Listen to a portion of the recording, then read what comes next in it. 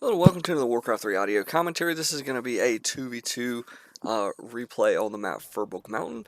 And this is going to be a game on the BattleNet ladder. And me and Jake are going to be going back to the roots of the double TC strategy, which is going to be double TC. We had sort of, experimented a little bit with him going for a Blade Master and some different stuff. That's basically the biggest change in sort of our sort of deviation from the double TC strategy, and Shockwave first. And one of the reasons why we thought about doing that was, well, two reasons. One is when two TCs are together, if both of them have Endurance Sword, right, there's going to be some redundancy. Obviously, the Blade Master offers a little bit of a different angle on what he can do, some potential hero focusing. He's going to be pretty good at focusing single targets. He's going to be pretty good at scouting and sort of sneaking up on people, so creepjacking can be pretty brutal. His ultimate is arguably a bit more proactive, offensive, that is, because it's Blade Storm. With Reincarnation, it's more of a passive thing that the opponents, I guess in some ways, the opponents can always sort of play around certain things. Like Blade Storm, obviously, staying away from the Blade Master when he's got full mana as much as possible can be pretty important. Going air units possibly could be a thing. I don't know if a Blade Master has an orb, if Blade Storm automatically hits air, if they're in range, or if it's like only so many times. Actually, not totally sure about that, which would be something good to know. If you could sort of, if the Blade Master could become AoE against air units simply by having an orb, which oftentimes the Blade Master will have an orb anyway. Knowing when and where you can do that and what you can do with it would be important. Not super relevant in, well, honestly, I don't think Blade Storm really was a massive, like game changer in any of the games that we seem to play. But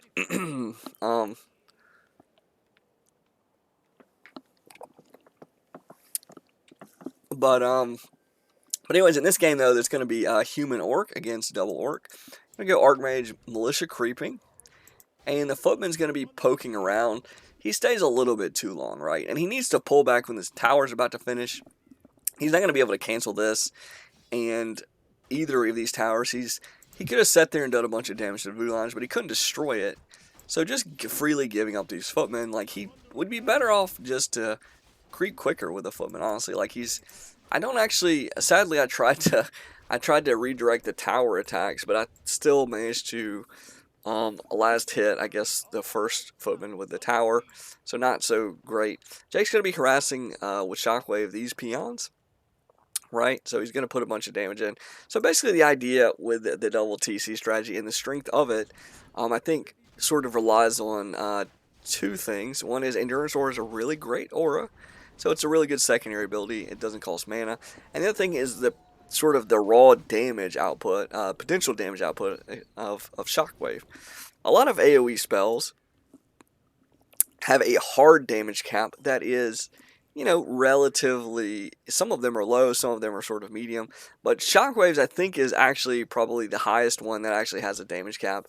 There are some spells like Nova and Thunderclap and Stomp that are only, I think, restricted by the area coverage, right? So they potentially have, you might argue, it's a little silly to say an unlimited damage cap, right? Because, there's only a certain number of units that can be in a sort of a given area.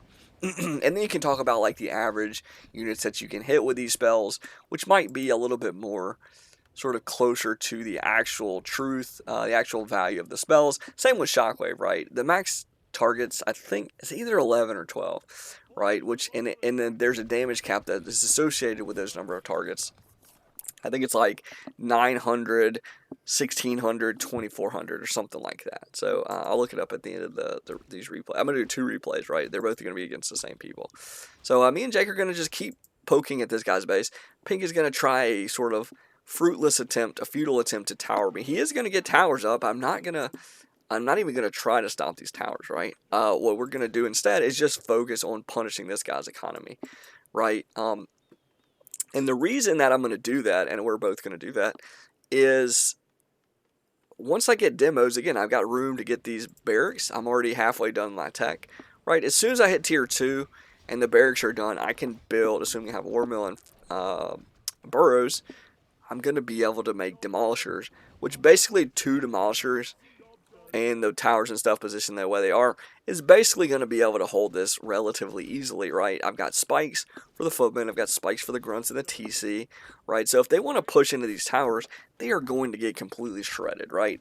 Even if he has defend, he just doesn't have the number of footmen that he really needs to do anything here. He can maybe kill this burrow, right? But it's going to come at such a great cost that he's not even going to try to do that. He can't get too close to these towers because the burrows potentially have 700 range, but the watchtowers potentially have 700 range. Oh wait, sorry. The watchtowers actually have 800 range. I was mistaken. Yeah, they outrange the guard towers by 100 range, right? Which is pretty significant. Now the arcane towers, which he doesn't have any at my base right now, he's going to build one, but it's going to be in the back.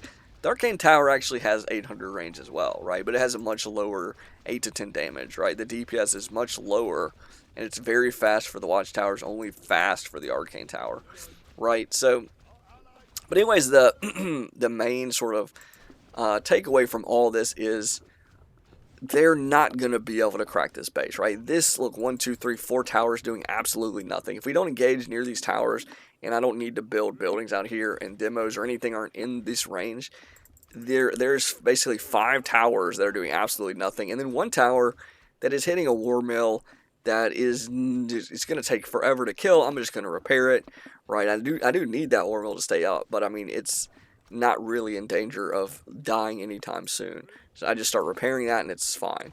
So I can make the 2 demos, and now these towers, besides being not only totally useless waste of resources in this scenario, they're going to be free experience if they can't defend this, right? These demos. So now, and in the meantime, we're over here shockwaving. You're boom, boom, boom, mass. We're throwing 900 damage on the peons, the burrows. We're going to be able to knock the burrows down.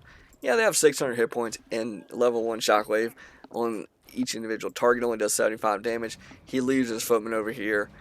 They wouldn't have made a difference. And then they're going to leave. This game was just like, and they're completely stalled. Now, the next game, these guys are going to adjust a little bit. They're going to play a little bit differently, and it's going to be a little bit closer, right? It's going to be a little bit more interesting game, a longer game, or whatever. Let me look up the, let me take a look at the damage cap of Shockwave first, and then I'll go to some of the other ones, some of the other spells, really fast. Okay, so it's going to be, 900,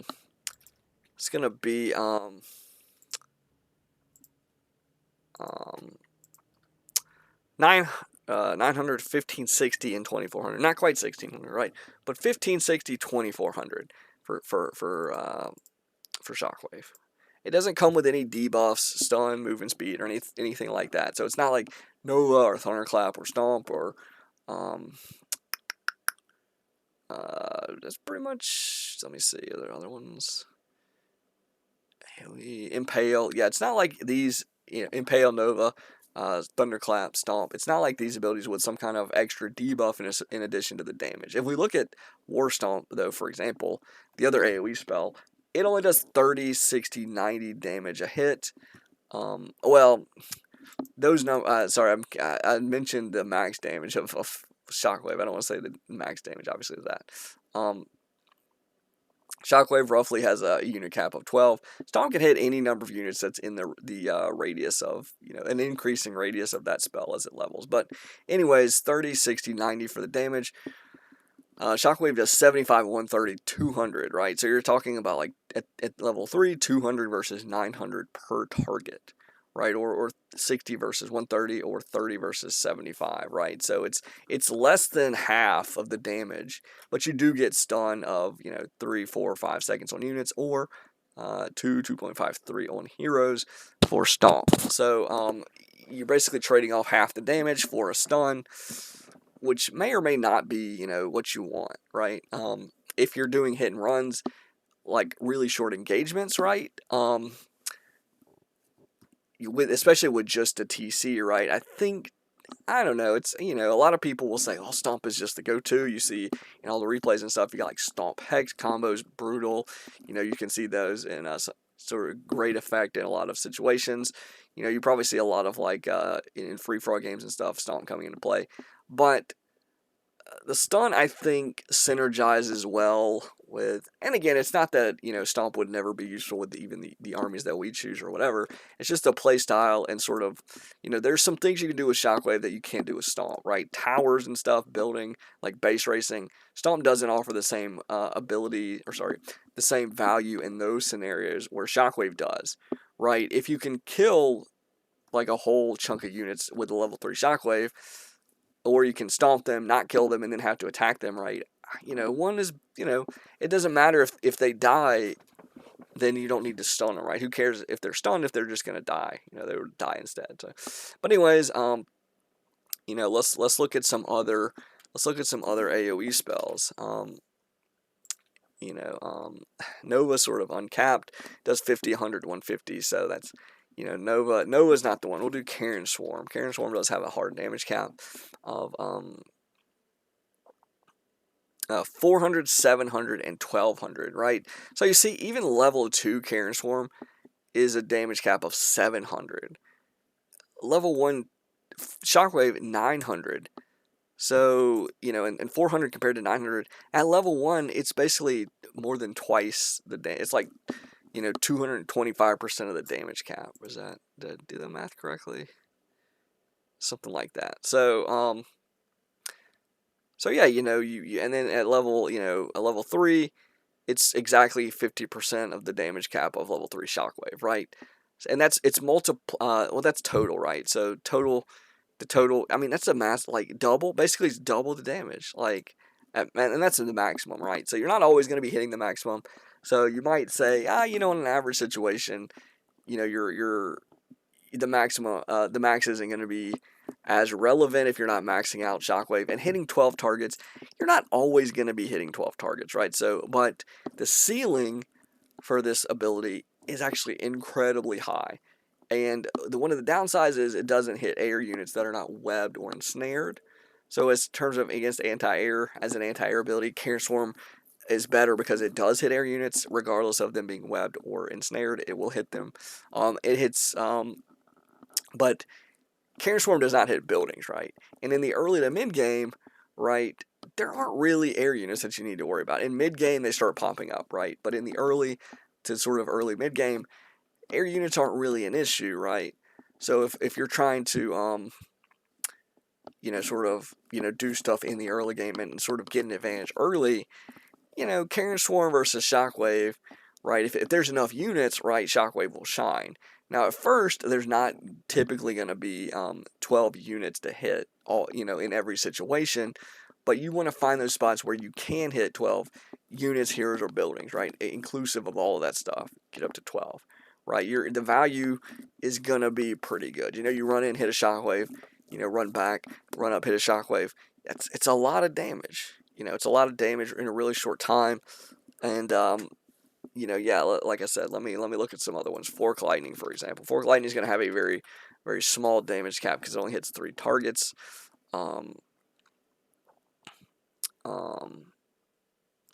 So yeah, 85, 160, and 250 times 3. It's maximum of 3 units or heroes. Doesn't hit buildings. It doesn't hit mechanical targets, right? So, but yeah, 3 times 85 is 255. 3 times 160 is 480, and 3 times 250 is 750, right? So even level 3 Fork Lightning, level 3 also costs 110 mana and has 11-second cooldown. It doesn't hit buildings. It doesn't hit mechanical targets. It has a smaller max damage cap than level 1 Shockwave. Now, obviously, you need to hit a bunch of targets, right? But that is absolutely nuts. A level 3 ability that does less max damage than a level 1 ability from another hero. And yeah, Fork Lightning can hit air units, but Shockwave hits mechanical units that are on the ground, and it hits buildings, right? So there's it misses one big category of units, but it makes up for it compared to Fork Lightning because it hits sort of 2 other big categories. It hits 2 categories that Fork Lightning does not hit, and it's less mana, and the cooldown is actually shorter by 3 seconds. So that's just nuts. And then when you look at level 3, which you're really on a comparison, 2400 max damage to, what did I say, 750. It's just bananas how much of a difference that is. Let's see. I don't think Thunderclap has a hard target, or sorry, hard damage cap, but so yeah, that's not one we should look at. I'm trying to think of some other ones. Fork Lightning. No, not Fork Lightning. We just looked at that. Fan of Knives. Fan of Knives is one. So unit cap on Fan of Knives 455. So 75 times 4 to 300. 300 5 times 125 is 625. And that's, again, level 2 is less than level 1 Shockwave, right? And Phantom Knives, again, doesn't hit mechanical units, doesn't hit buildings. And then you've got 5 times 190. So 950. So level 3 is just a little, it's a 50 more max damage than level 1 Shockwave. The cooldown's 1 second more, and the mana cost is 100, and it's only 90 for the TC. Now, that's a pretty small, you might even arguably say it's not totally negligible, but it's a very, very tiny difference in the mana cost and the cooldown. So it's not really big, but the max damage is just, and Phantom Knives is a damage-only spell. Fork Lightning, a damage-only spell. Karen Swarm, damage-only spell. So you're basically saying for those abilities to have such a low thing, something else has to be balanced against it. You know, you might say, well, technically you can only do this with Elf, and well, not only, but like 99% of the time, you're with a Warden, you're only going to be able to get a Warden with an Elf. You can get a Naga with any race, so it's not, the race balance doesn't matter. But then the other thing is like the stats of the hero and the other spells, right? Everything's balanced sort of in the totality of all the sort of all the factors, you might say. So you know, but the TC's ultimate is really good. It's pretty good at, you know, you might say, maybe the Warden's ultimate's a little better. I think the Naga's ultimate is strictly worse, like almost always. So the Naga's ultimate is, like, I would argue probably either the worst or tied for the worst or second worst. The Death Knight's is probably the worst, I would say. Like, trying to think of another one that's worse, honestly. But anyways, those bad ultimates. The Naga's pretty slow, doesn't have a passive ability that's, you know, good. Like, it doesn't have an aura, so the aura tends to scale well. It's a great aura. It's, like I said, a passive, non-mana eating ability.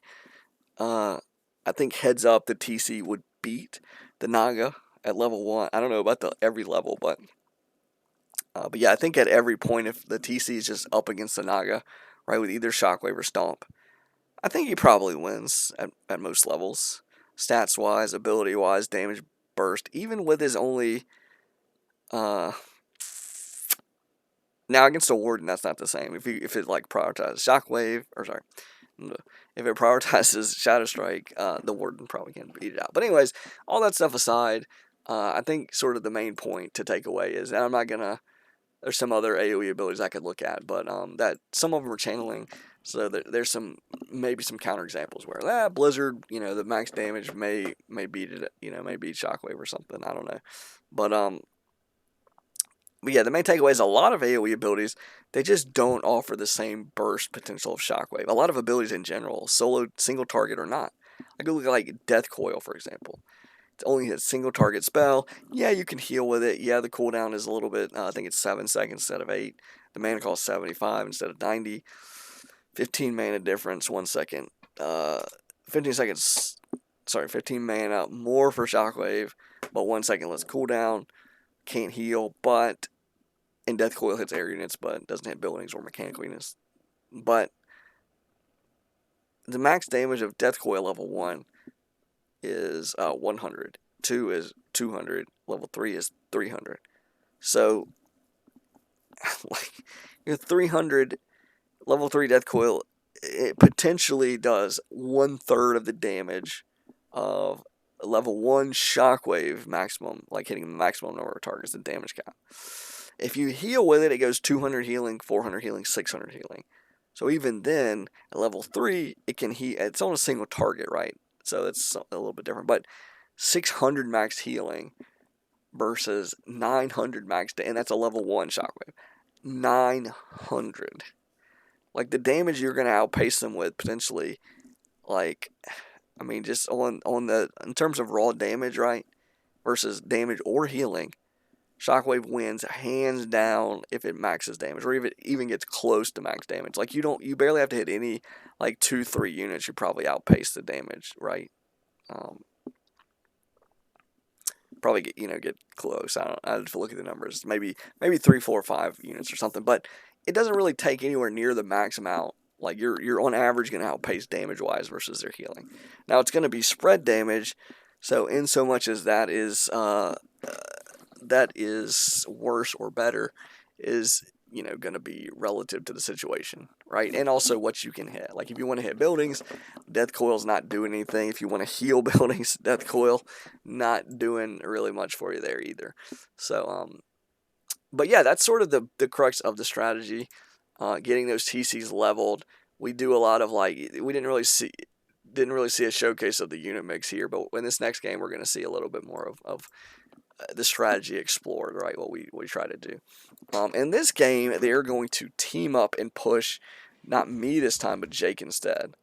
And we basically, our opening is more or less, we try to do the same. Like, we get the same number of towers, typically, not always, but frequently we're going to get 3 towers early. Sometimes we'll get more. Sometimes we'll get spikes in the early game. Blah blah blah. But our build opening is basically, we try to get it to be the same, right? Because we've done this War Mill Altar Burrow opening. That means the hero will be late a little bit. I forget if it's like 17 seconds or it takes 17 seconds to build a peon, right? So, but I don't know if it's quite 17 seconds later than the normal build. Probably is, I would assume. Possibly even more, possibly 20 seconds or so. It's like the burrow's not going to, the altar's going to finish before the burrow does, right? So, in this build, just slightly. So, I'm going to sort of count the seconds and see what the difference is there when the altar finishes and then when the burrow finishes. Or, I guess, honestly, I can just look and see when their hero finishes, maybe. And see what's up with that. But yeah, they're going to push Jake, and they're not going to send Footman in and sort of lose one and take needless damage or whatever. Let's see. Yeah, look, this is how much difference in the hero. Like, he is like, I don't know, maybe 30, 25% or something. Somewhere around there. That's the difference. So we'll see. We'll see when his hero pops out. I'll pause, or I'll look at the timing, and then we'll look at our heroes to see the difference. So that's going to be the major difference between our heroes and theirs. This guy, I don't know why he makes a tower instead of barracks. Like, if they're going to go all in like this, I guess he's worried about us TC harassing him. But, like, if they're going to do this all in push, right, one of the best weapons they actually have against towers is Defend Footman. And if they all in quick enough, right, with, like, Archmage, and he's going to go Farseer. The Orc's going to go Farseer this time. Let's see, 1, 2, 5, 204, 205, somewhere around there. And yeah, we're going to be quite a bit later with our heroes. But the heroes are going to, by the time they get to our base, if they're going to do this, which is what we do this build against, is a Farseer, anything else rush. Like, if we don't get the towers up on time, and a Farseer shows up at a slower timing for the towers, canceling the towers is really devastating for the strategy, because, like, even having one tower makes it so much harder. Oh, I didn't look at the... Oh my gosh, was it like 20 seconds? Oh my goodness. I'm gonna restart it and fast forward real quick. My apologies. Trying to make this go quick. It was 204, 205 was the timing for the orcs hero there. So what I'm looking for here specifically is the timing that my hero comes out relative to that. So 220, Looks to be about 20 seconds. I think, wow, I was like almost 19 seconds maybe. I was just about right on the money with that guess. So that's pretty good. It wasn't just a total blind guess. I did look at the thing relative to the timer on the replay. But it wasn't like exactly when I popped out, when I thought to do it. But anyways, they're going to come in here. And this is what I'm talking about. Look, just imagine if our heroes are available, right, and we sort of find them or whatever, but they just run straight to the towers, right? These towers are going to finish basically just in time, even with their push. Now, if he power builds his altar, the human, he can get there sooner than the towers. There's not really much we can do. It will cost him quite a lot to do that, though. So he takes too much damage on the Archmage already. I try to line up a shockwave with the workers. I want to hit these workers in the towers. I really wanted to catch the Archmage there too, but I didn't quite get there, unfortunately. If I had speed scroll, that'd have been something. But and the other thing is like building the Voodoo Lounge, right? We build the Voodoo Lounge before the tower, right? We go Warmill, Altar, Burrow, next Warmill, Altar, Burrow, next peon out to Lumber. And then, you can basically build anytime before or right as the altar finishes. You can start the Voodoo Lounge. Even the peon that comes out after building the altar, or the burrow can build the Voodoo Lounge. And you're not really going to be late, right? It's basically going to be time to build a Voodoo Lounge or any shop, and a hero is basically right, just almost exactly the same. All right, so. So yeah, and this is what I'm talking about. The wolves are a quick source of so much damage, right? If we don't kill them, right, and even if we do kill them, he can just resummon typically quick. So it's like he's gonna have guaranteed damage, a lot of it with the wolves, a grunt, I was trying to cancel these. Obviously, hitting the workers is important, hitting the towers, like maxing the damage. This is sort of what I'm talking about. A lot of damage. Look. Boom, boom, boom, boom, boom, boom. Imagine if I just Death Coil there. Am I going to be able to threaten all this stuff that's clustered? No. If I have Stomp, I can threaten the workers to some degree, but it's not going to hit the towers. It's not going to have the same, effect on all the stuff that's going on here. If the towers get up, that's another thing. If towers get up against this strategy, regardless of if they're in our base or in their base or whatever, and we get level 2 Shockwave, level 3 Shockwave, we have weapons against cluster towers, workers, town halls, right? Base race scenarios, all that stuff. Shockwave really shines in those scenarios more than a lot of other spells. You look at Death Coil, Nova, Carrion Swarm, Impale, Chain Lightning, Phantom Knives. There's a lot of these abilities where they won't hit buildings at all. Or if they do hit buildings, it's, the damage cap is going to be... Honestly, the spells that hit buildings, their damage caps are pretty decent, right? So, but I'm not sure any spell that has an actual damage cap is going to be higher than Shockwaves, which it sort of makes sense since it's only a damage spell, right? But it makes you wonder, why does the Dreadlord get to have, such a terrible damage cap? I think it should be more comparable, because it's just a pure damage spell. Yeah, it hits air units. Yeah, Infernal is arguably a top tier ultimate, so it's slightly better than Reincarnation. It's pretty bad Jake lost the Burrow there. Losing that Burrow is going to make it's going to hurt him pretty bad. By the way, I'm also feeding him. The fact that he lost that Burrow means he can't build any more peons. I don't actually know if he needs more peons. I don't know why he queued up a bunch of peons. This is a curious situation. Why does he need more peons? He should have just been teching, I think. Well, I don't know. I fed him a lot of resources, but getting it is paramount to get the towers up, right? They are towering him. We don't exactly know if they're teching. The orc actually is teching to tier 2, but it's still quite a ways off. And I'm already tier 2. I'm making demos, right? So in terms of the tech, I'm way ahead. Should I make demos or Wind Riders here? That is a legitimate question. You can get demos out quicker because you can build barracks in the middle of your attack. So technically the demos are going to come out quicker. So the question is, how valuable are they? If I can get the demos into his base, he should be able to keep these towers from inching closer. The towers don't move, obviously, but from the human from building towers closer to the base and being problematic, right? We don't really care too much if this altar goes down, assuming Jake doesn't lose 0 and assuming he actually takes to tier 2. Typically, we don't get 2 heroes with this strategy. Sometimes we do. We've been sort of going, sometimes Shadowhunter, sometimes Panda, da-da-da. Which, is, having 2 heroes is typically better than 1. But there's some merit to, like, getting level 5 and 6 on a TC versus, like a level 1, 2, 3 Panda.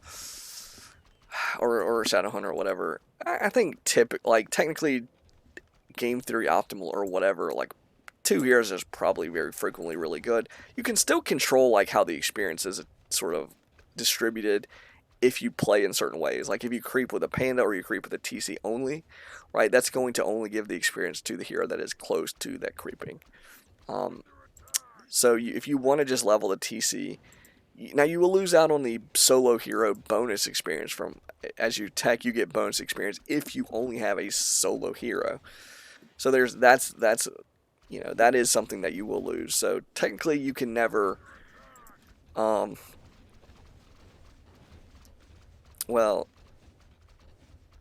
frequently you will be able to level faster with a solo hero, but there's also some downsides. It's sort of, it's a little bit complicated, but just the general takeaway is if you want to hit level 5 and 6 as quick as you can stick with a solo hero. But the question is, like, is the gap as important as is it as advantageous as having like a second hero as a medium level? I show up here with demos, and this is the thing we want to do with the demos. I speed scrolled. I got this orc all the way over to his base to defend. I'm not going to be able to just stand in there with just 3 demos and knock his base down. But I should have just immediately tanked to Jake's base. These towers are sort of big meatballs sitting here. He ran away. There's 2 shops over here we can knock down. I should probably knock the shops down first, because these towers aren't really going to kill this altar. Like 2 are hitting it, right? The shops have fortified armor. They'll die fast. They do allow them to leverage instantly, but they're not going to be near the shops anyway, so it's not a problem. The human's going to be poking around here. My base against secure, totally secure. I'm trying to remember what exactly happens here from the rest of this game. It's not anywhere near complete, so we don't really bust them. They're going to go on my base. He does have defend now. He had enough to knock that tower down because I didn't react very timely with the repair, so that's, I'm still not level 3, which is, or Jake's not level 3. I'm assuming I'm not either. Yeah, we're both 2. I'm pretty close. He's going to sit here. He messes up with the Archmage. I don't think he was either not paying attention or I'm not really sure, but he runs in there, just loses the hero willy-nilly. Let's see what is his APM. His APM is not terrible. It's, 115. That's not amazing either, but can't make mistakes like that. Like, it's just way too easy. I think the game was pretty much already mostly decided. This guy's teched all the way up to Torrent, so it's a weird commit to towers, push early, then take to tier 3. Doesn't exactly synergize well. If they do enough damage, maybe the Torrent springboard can be amazing. Obviously against demos, Torrent are going to be brutal. He's going for a Bloodlust, and he made a Spearwalker. He's only got 1 Torrent totem, so he's not going to be building Torrent very quickly. Demos, I need to just I probably should just turn around and attack this Naga, right? My DPS is actually great. Here comes the other guy, though, so I'm like, I don't have a speed scroll, which is problematic. I should also have denied that demo. This guy looks like he's pathing, which is pretty good. Let me check this guy's APM. 150? Closer to 150, a little bit better than the other guys. I think I do try to deny this. I don't know if I do or not. We'll see. This Torrent comes out. This is actually pretty bad. But we're going to be able to nail some shockwaves. Oh, I got in the burrow. He saved a bunch of them. Again, I don't know if there's the demo. I didn't deny it because it's way up there. I'm going to lose quite a lot of demos here. This is actually not great for us. This is one of the things about going for demos that you risk. Like, if you dive in here, it's not going to, like, be some massive propel them to level, like, 10 or whatever. Not 10, but, like, 6 and stuff. But hopefully we've got mana to hit one more shockwave here. We only had Jake was only level 2, right? So that's a little bit of a bummer. I should have TP'd way sooner, probably. What am I dancing around for? And I don't really, taking all that damage is kind of silly. I mean, it doesn't take me much to regenerate with salves, right? But I also didn't really do anything just running around. It was just free damage that they took. I still had the TP, you know. I think Jake was going to get out either way. He had, you know, he's fast, he's in position. He had a TP, worst comes to worst. So, like, it was, they didn't have shock, they didn't have Hags or Stormbolt or something. So, it's going to be adding mortars. I think this is how they, I think we do end up sacking Jake's base for one of theirs. They're pushing towards me. This is the other thing about demos. You can sort of get zoned out if they're, you know, playing in certain ways. You know, and if you're not scouting well, you have to be very careful not to get caught with a slow army. They're gonna creep. You know, this is we've sort of got caught in a weird spot. Jake's gonna tower an expo and do that. So this is, you know, they're gonna get a chance to creep, which is, you know, not a lot I can do about that with demos against like Torrent and you know, this guy's both of them together. Of course, I definitely can't. So I'm gonna try to angle myself and figure out what I can do with the hero. They're not gonna be able to sort of zone out and control as easily without Stormbolt or Hex, right? So I'm gonna angle in and try to go for the base. I'm gonna clear some trees out so I have maneuverability. This is a thing with demo mass that's important. It's important with a lot of armies, but like a fight you can't run from, you and stuff. You don't wanna be sort of in this weird, like, clumped up, can't really dance around type of situation, right? Army's gonna be much more effective. We've got extreme range, right? So I want to use that to my advantage, but they do have mortars with extreme range as well. 1150, both are the same. Very slow attack speed versus just slow attack speed. He's gonna have mortars with Bloodlust. It's gonna have a very much higher DPS than the demos. I'm gonna pull back these towers. He doesn't want to just run into range of the towers, right? But I need to put peons in this burrow. Maybe, I don't know, maybe the burrow can actually reach the mortar there. I don't know. This is pretty bad. I thought Jake would have TP'd or something. He instead chooses to be offensive. It's okay. I could have TP'd out. But, and again, I probably could have, this Raider pops out. I need to clear some trees around this spot too. Maneuverability, as I pointed out. Maneuverability is important. They had a lot of siege damage here. I TP'd in. I think Jake said he was going to TP in and defend. I TP in. They've destroyed my shop, so I'm in a bit of a pickle. The invisible wolves. Wow, that was just really, really poor timing. I think I ended up losing my hero here. Again, this is terrible. If I'm back here, I don't have enough mana to shockwave anymore, but I hit level 4. This level 4 is going to cost me more. Jake didn't really come. I thought he would have brought his army. Did he bring his army? He flew the... did he just run and fly the Wind Riders? If he TP's there, I think we save my base, right? We save the Great Hall, probably. Killing the mortars is important, so dealing with that. But once the Town Hall is gone, right, it's like, well, now the mortars, you know, isn't as necessary. But yeah, they're gonna just wreck my base. So this was we traded my base for his, but we also traded my TP and demos. Like, I could have TP'd out the demos. I maybe could have gotten them back there quicker, right? So, execution-wise, it wasn't the most clean for me. But, yeah, I really hate to lose my my base and my hero on sort of his suggestion. Hey, TP, we can defend this or whatever. Like, you know, if you're not going to come with enough to really save... Again, I don't even know if he got there quick enough before my hero actually died, right? So like, that was the, you know, that was sort of a not great synergy and stuff. But anyways, he does have a towered expo going up, right? So economically, we should end up crushing them. I did get my TC back. He floated me resources for me to tower him back. So as long as I can keep my hero up, he gave me an Ankh.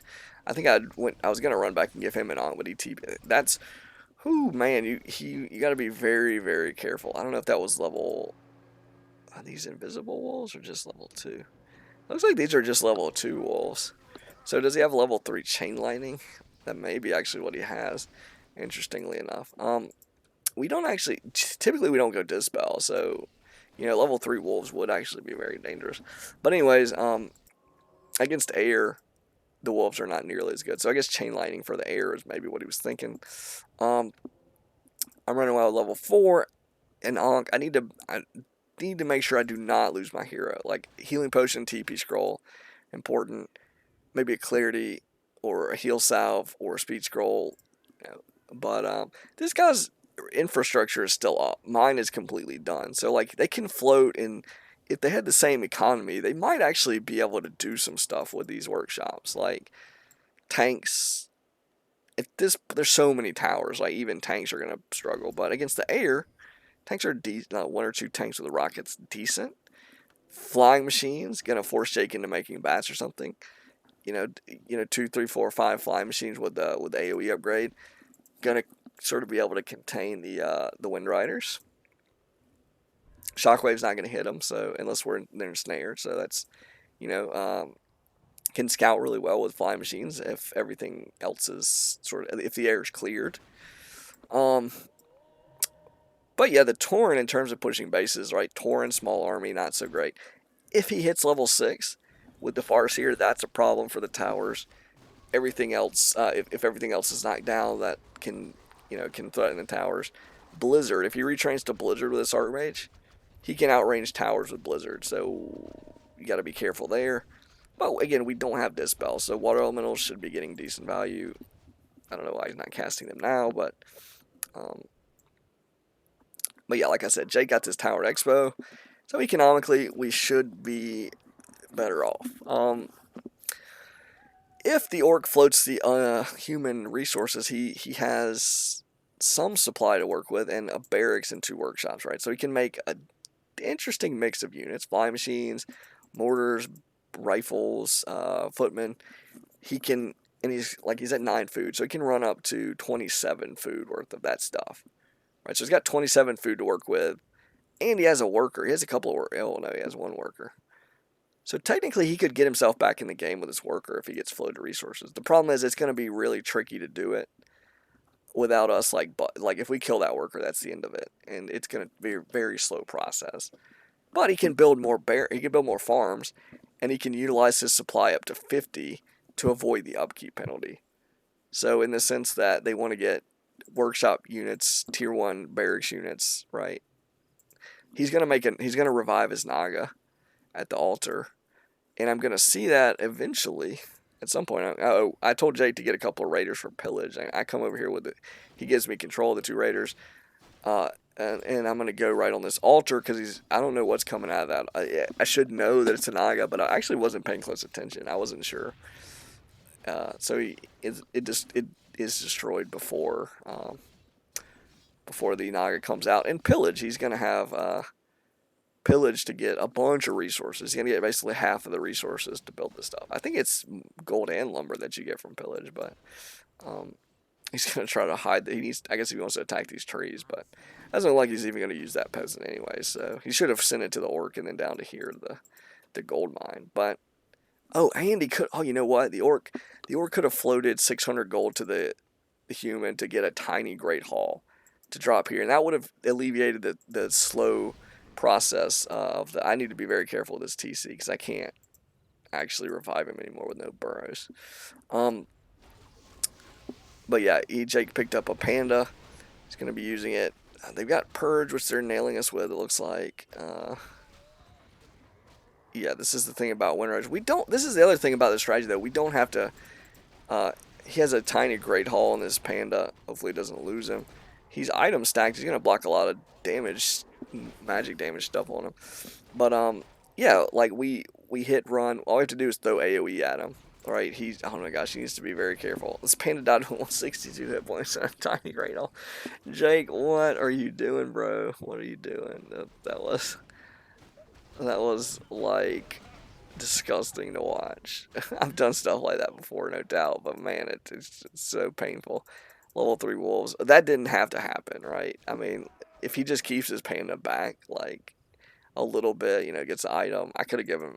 I'm not gonna give him an on because it's a much bigger consequence if I lose my level 5 TC than if he loses his level 3 panda. Like, just because I can't get mine back.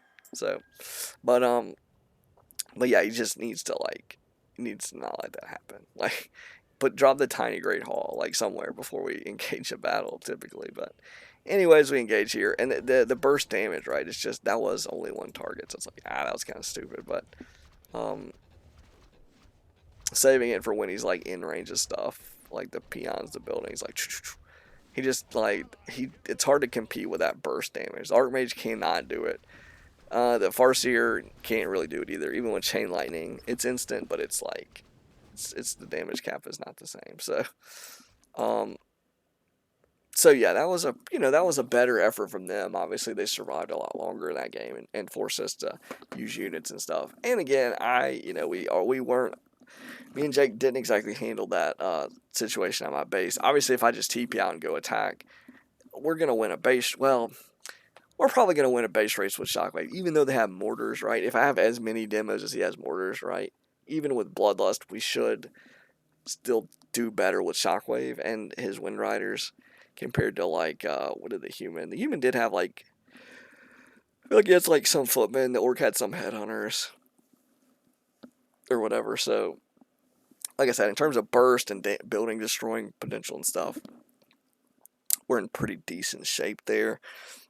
Like Jake threw down was throwing an expo up and towered it. So, like I say, worst comes to worst, we trade our base for their base. That's not the very worst thing that could happen. But if we trade our base for theirs, right, a main base even, but then we get an expo and they don't, it's like, well, we're in better shape. So we were a little bit better positioned for that, for those different potentials. And I think we could have defended. Like if Jake just TPs and everything, and we just throw shockwaves and sit by towers in the shop. One thing that Shockwave is very good at, aside from just throwing damage, hit and run style, especially from inside of a base or even outside of a base if they're not set up to ensnare, entangle, hex, or bolt, blah blah blah blah, is its range and the way it sort of operates. It goes in a straight line very far. Right, you can snipe in mortar teams. Right, they're on the ground. They're vulnerable to this. Right, you can snipe mortars. You can snipe demos. You can snipe glaive throwers, meat wagons, a lot of stuff, relatively consistently and generally pretty easily. Right, sometimes you'll get a little bit zoned out with armies big enough and certain kinds of armies. Right, but frequently you will be able to, even if they're attacking from range with mortars, right, you can sort of angle yourself to get damage on them, right? If they're being very careful, it's tough, granted, but, you can come in from behind with your TC from the side angles and do this stuff and da-da-da, and they have to be careful. Like, as soon as they lose their siege, right, the potential to actually push your base with your armies there drops down to just about nothing, right? They need such a massive army to perform that siege, right? And we actually, Jake having like 2 to 4 bats in a base after the towers are gone, that's enough to force them to do something, right? He can't just ignore 4 bats in his main base if there's no anti-air there. He just can't do it, right? Whereas we can ignore, like, especially if their mortars are dead, or if like most of their mortars are dead, right? We can sort of eat a bunch of damage on the buildings, and it won't be the end of the world because their siege damage is gone, normal damage, piercing damage, blah blah blah. Water elementals, Farseer wolves, chain lightning's not hitting buildings. They're limited in their ability to actually crack a base, right? And as they're doing it, they're going to be clustered together typically, which is perfect for Shockwave, right? Level 2 Shockwave, level 3 Shockwave. Us just sitting there next to hopefully shops, buy mana potions, churn damage, just and if we couldn't take them at the beginning of that fight, they sit in tower range, they sit in burn range, they eat 2, 4, 6 shockwaves, level 2 or 3, even level 1, but level 2 or 3 at that timing is typically more realistic. Like, well, if we couldn't take them before, and they didn't come in with 3 or 4 healing scrolls, right? We should be able to take them after all that damage, right? They typically, there's no way they're going to heal that much damage in the time frame. They just won't be able to do it. Like what I say, 1560 or something like that is the damage cap for level 2, and that's a massive number, and that's every 8 seconds. As long as you have mana, which again, staying in your shops, you're gonna be able to leverage your gold into mana. And there's not really anything they can do unless they have magic immune targets, or they can maybe try. They have a lot of range, enough extreme range stuff. They can position their army to where you'll hit a bunch of units, but you're not going to maybe not max out. But still, hitting a bunch of units, right? I'm sure you've even seen with Blizzard and stuff where just AoE can just, some spots you just can't fight AoE. Like if you're standing there taking Blizzard, or if you just got a bunch of cluster stuff with no healing, and you run into like level 3 Karen Swarm, level 3 Nova, level 3, all these AoE abilities, level 3 Phantom Knives, right? They can be absolutely brutal in a very short, the burst damage and the potential to just hammer you in very short time frames and without leaving themselves with too many vulnerabilities is crazy. Like you think about a Demon Hunter level up to level 5, a Blade Master up to level 5, a Naga up to level 5, trying to go through Fire Lord, Alchemist, go through all the list of, Dark Ranger, right? The ability in basically the right at the start of the battle to hit some massive, like big damage is like, there's not even a comparison, right? A lot of the heroes just, that's not what they do. You can hit a big silence with a Dark Ranger, but it's not damage. So you hit a silence, they dispel, or they try to run back and don't engage, right? Doesn't it's not the same as running in and hitting them for over 1,500 damage, right? It is not the same. You're not going to be able to hit a spell, back up, hit a spell, back up, hit a spell, and potentially kill half their army. Like the Dark Ranger just cannot do that. A lot of heroes, almost no heroes, honestly can do it, right? Even a Naga, if your army is bigger than 10 units, the Naga is not going to be able to do that either, typically, right? And certain mixes of units, right? Mechanical units. Phantom Knives not going to do it to mechanical units. Fork Lightning not going to do it to mechanical units. So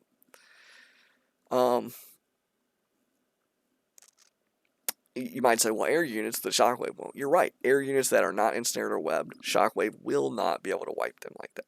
But buildings is another big category. Fork Lightning, Nova, Karen Swarm, Impale, Stomp, Chain Lightning, Acid Bomb's a sort of weak AoE spell, but an acid, you go down the list, these AoE spells, a lot of them don't hit buildings either, right? So it's like, so if there's two big categories that you're missing with AoE, that's a lot of potential situations where you would be better off to have Shockwave, right? And then you'll say, well, yeah, there's a lot of situations where you'd be better off with other spells. Sure, but one category versus two. It's like, what's more prevalent, air units or buildings or mechanical units? Mechanical units are probably more less common, less frequently used in mass than air units. I'll give you that. But buildings are in every single game, right? As a category, there are, in every game, there are going to be buildings in almost the entirety of the game. If there aren't buildings, your opponents are, if there are 0 buildings, right, or not enough to hit a bunch with Shockwave, right, you're probably winning already or something anyway, right? Maybe not. But, well, yeah. So, and that's 99% of the time in a game, there's going to be some buildings and some worker units around those buildings, right? And they're going to typically be clustered in a main base or an expo. So, you're almost never going to be totally not able to do anything with level 3 Shockwave, right? If worse comes to worse, they have absolutely all magic immune, all air units, right? You can't ensnare them or something, right?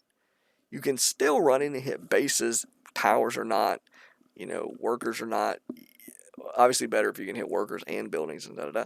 But there's always, 99% of the time, it will be an option to go do that, right? Now, whether it's the best idea or not, whether it's going to save you in a game or something, is a different question. But you're never going to be just, not almost never going to be completely out of it. There's always heroes, right? Heroes, sometimes they can Windwalk and Divine Shield and blah, blah, blah. But there will always be some clusters of heroes, like 99% of the time. Even if it's just 1, 2, 3, 4 heroes, sometimes it'll just be 2, sometimes it'll just be 4. 2, 3, 4, 5, 6. If there's a 4-player game, frequently you'll have 4 to 10 heroes on a team or something like that. So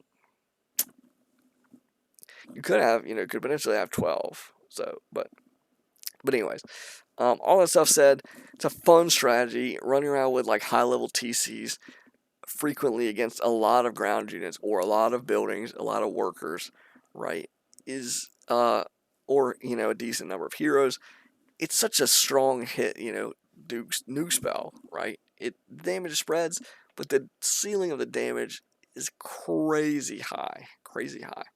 So you can do things that just seem like I said, sometimes they just get into spots where it's like, uh-oh, we have about 20 units when we fight together. They're not all magic immune. Most of them are ground units. We have a couple of heroes each. We don't have any instant healing. It's like, well, we got to dump money into heal scrolls. And then even if we do, they buy mana potions. It's like, it's annoying. But like I said, they get in these spots where it's like, in the span of like 16 seconds, 2 shockwaves from both of us, right? They could lose their entire army if they stand there and eat that, right, without healing. That's just like, and that's just the heroes. Like, and then if we get level 6, what's the counter? Like, they don't want to kill us and give us free mana and hit points. You come back with full hit points and mana with reincarnation, right? So, and typically when you get it, right, you're going to be out of mana. And you're going to be probably in the middle of a battle or something. And you're going to be probably halfway to death or something, or maybe even closer to death, And then it's like, well, now what do? They want to kill you, but then they don't want to kill you. And then if they're not attacking your TC at all, it's like, well, that's just a chunk of damage that they're never, not really controlling at all. So taking away their ability just to focus heroes, once you get to level 6 with each, sometimes it's temporary. Like, once they do kill you, they can kill you again if they do it in the time frame of the cooldown of reincarnation. It's, I want to say it's like a minute and a half. Okay, no, actually, wow, it's 4 minutes. Okay, that's, minute and a half, I was way off there. 4 minutes, it's pretty long. Yeah, a minute and a half would be nuts. That would mean you literally never would want to kill that here. Did I say a minute and a half? Well, that's silly. 4 minutes is definitely more, is the actual number. 240 seconds, right? So,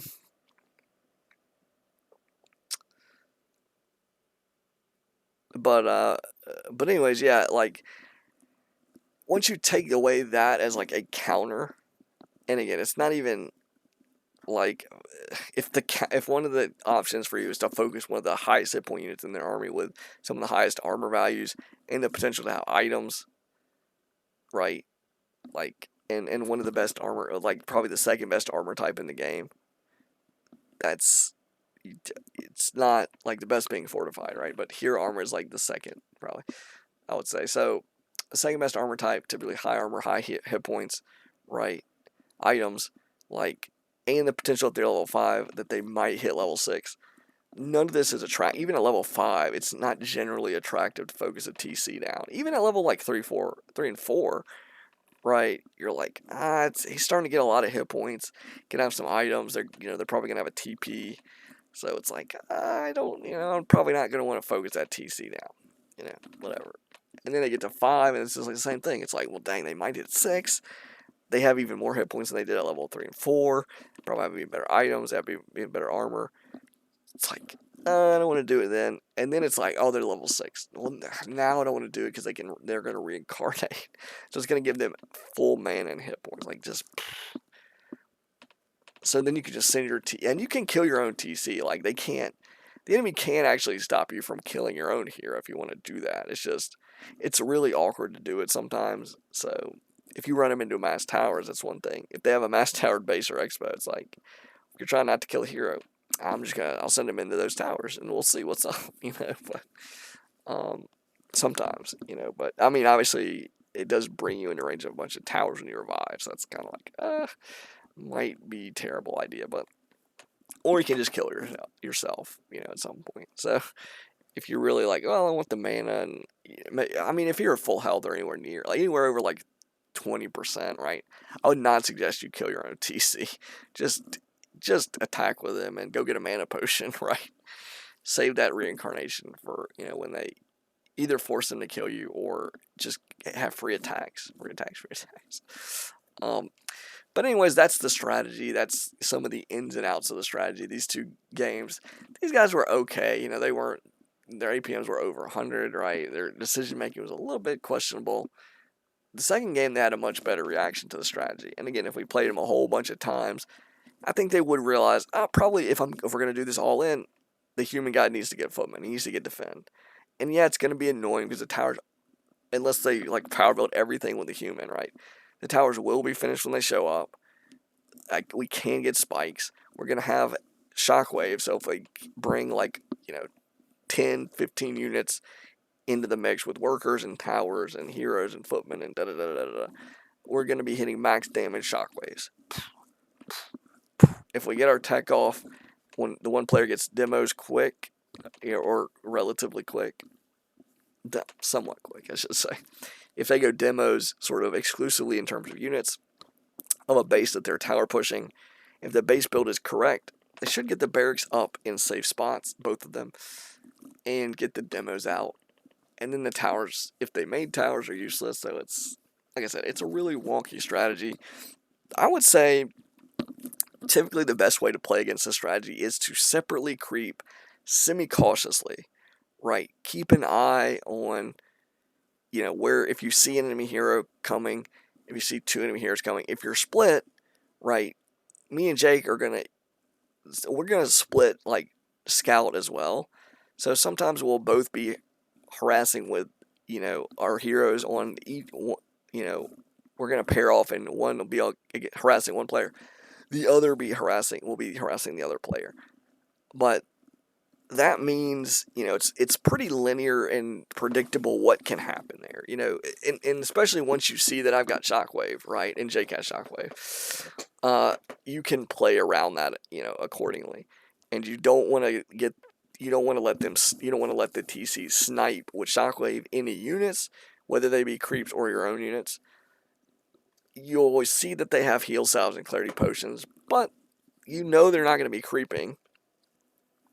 So if you do cautious creep patterns, sometimes unusual creep patterns to avoid us entirely, right? The more cautious, the less likely you're going to get massively punished from our harass. And then if we show up and you're not, you're done creeping your camps, and we show up, you'll have more DPS than us. I say more DPS. In the short term, the TC's DPS will actually be decent against you, right? And there's not really much you can do except maybe spread your units, right? Which is it's probably a little annoying about since the people going units.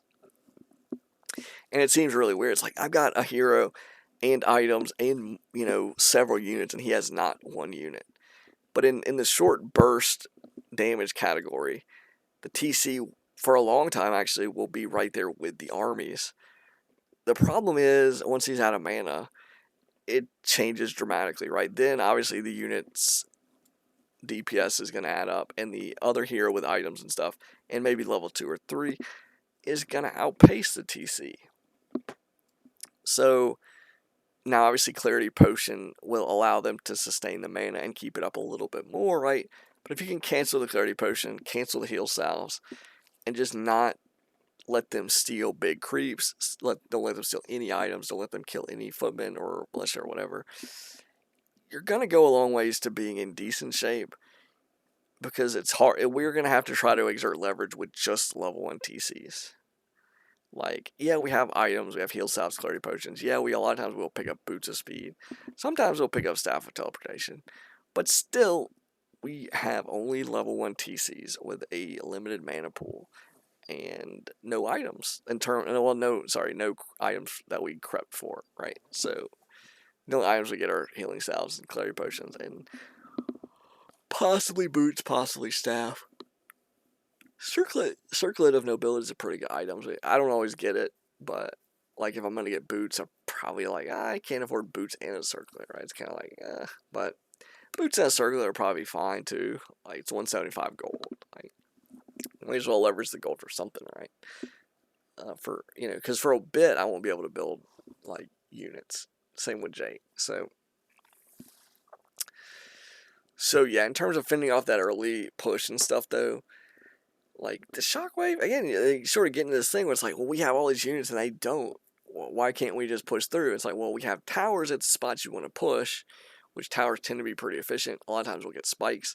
We have our shops, we have our repair workers, and the TCs, like I said, the TPCS DPS in sort of really short bursts is actually as high as the army's. Like, how long is it going to take his army to do 900 damage? Right? I think the footmen on average are doing like 11 DPS or something like that. So say it's four footmen, 11 DPS, and then he has like an archmage, probably, I don't know, 15 DPS, 18 DPS or something. Water elemental, if we get up to 100 DPS, it'll take 9 seconds, right? And then in 8 seconds, if I have the mana, I can throw another shockwave.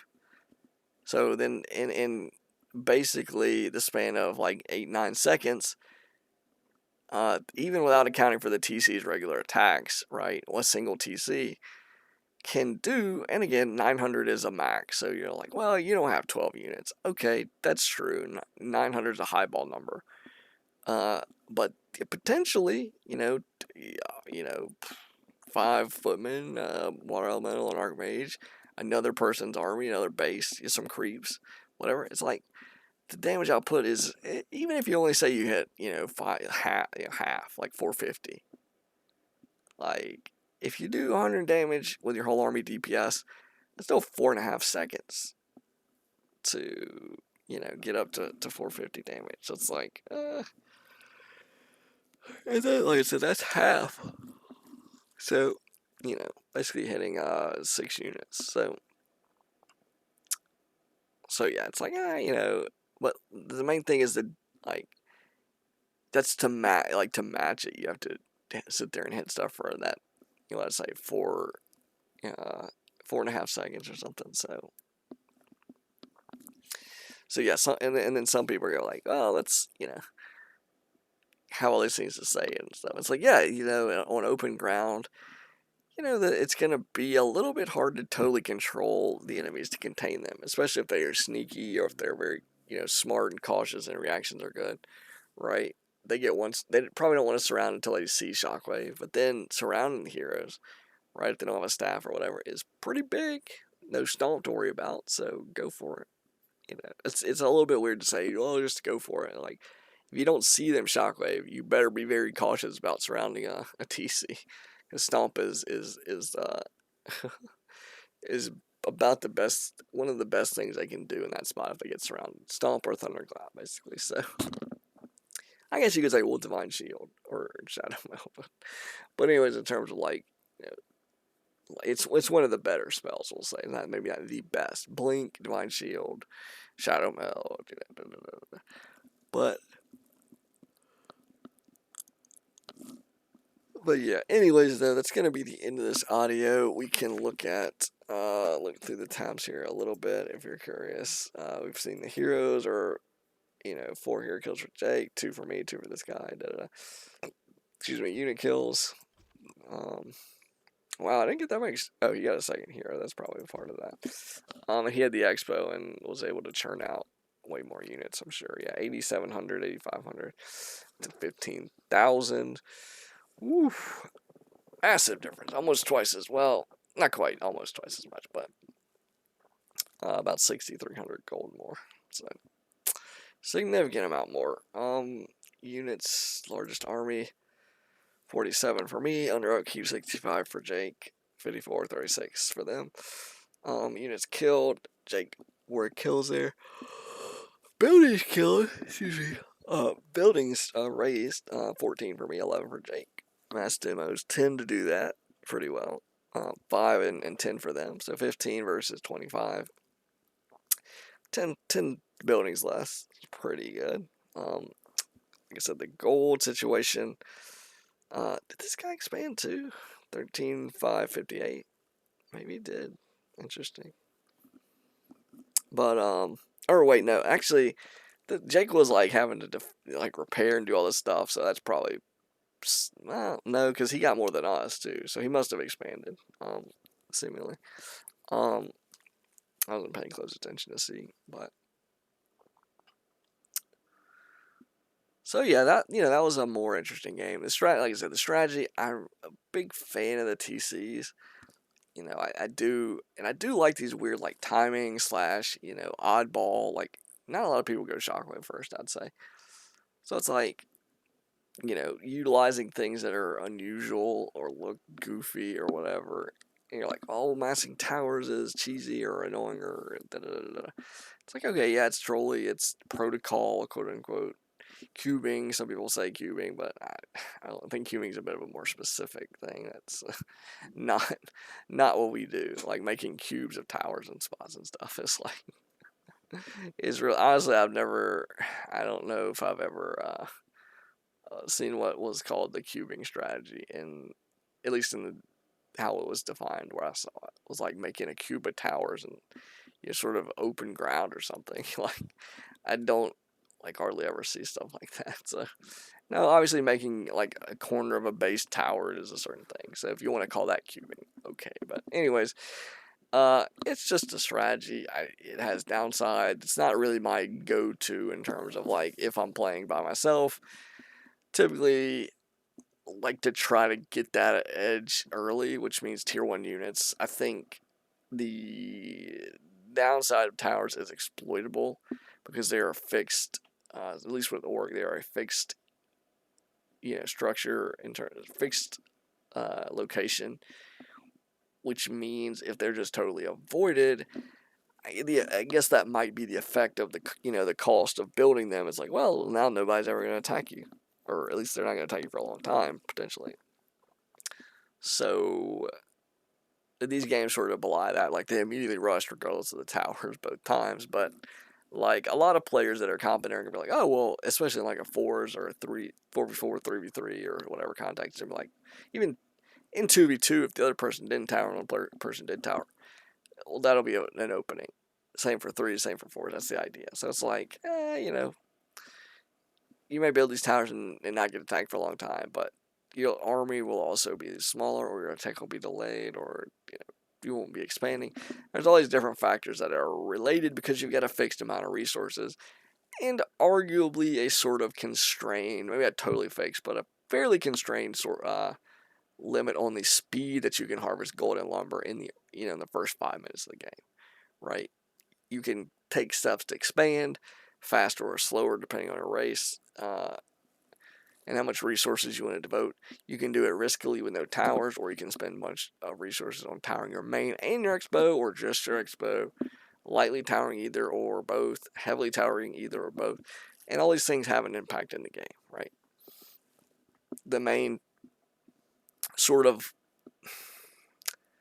concept is the more you spend on towers, the less you have to spend on units that are mobile, heroes that are mobile, a tech that is potentially harder for the opponent to counter, right? Like, it's not very hard to counter a fixed building. Just don't go near it, right? They can't move it. To sort of mitigate the value of it. Maybe not completely counter it, because if you just don't attack them, it's like, well, there's an effect. But to mitigate the sort of the worst case scenarios,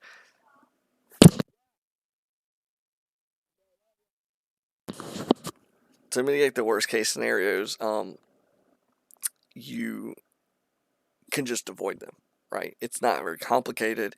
It's very simple. It's very intuitive, right? As soon like the worst case scenarios would be you running a very fragile army into a bunch of towers and just getting shredded, right? You do that once, or you see other people do that. It doesn't take you very many times to say, oh, towers pretty strong against XYZ. Oh, a bunch of towers pretty strong against a lot of stuff, even heroes. So it's like, you very quickly pick that up. Like, oh, I don't want to run into a bunch of towers. Even if your army is big, or sort of medium to large, right? Depending on how many towers they are and what the scenario is, right? You have mass wind riders, you have mass frost worms, you have mass this or that or the other. You could have like 50 foot of frost or 50 foot of wind riders, right? They have enough towers, or a medium amount of towers in the right units. You will want to avoid those towers. You just will not want to go near them, right?